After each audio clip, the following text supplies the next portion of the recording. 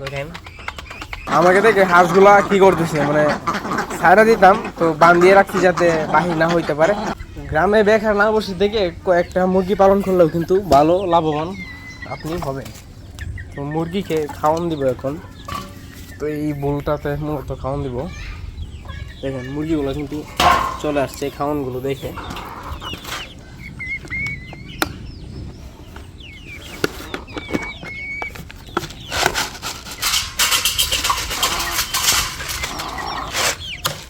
কারাগার লেগেছে খাওয়ান লইয়া,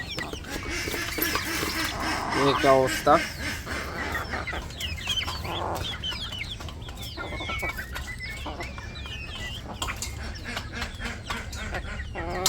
দেখ সবই খায় না। সেখানে আমার মুরগি হচ্ছে প্রায় 10 থেকে 12টা হবে, সবগুলো আসে নাই। এটা যেহেতু বড় এর জন্য মূলত ছোটগুলো দেখে ভয় পাইতেছে। বড় যে মুরগটা সেটাকে তাড়িয়ে দিলাম, আবার চলে আসছে। কত বড় বেয়াদ দেখেন, ছোটগুলো কে খাইতে দিয়েছে না। যা চলে যা। দেখেন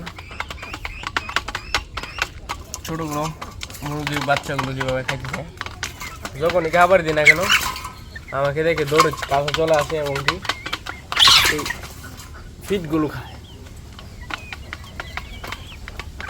খালি ঝগড়া করে।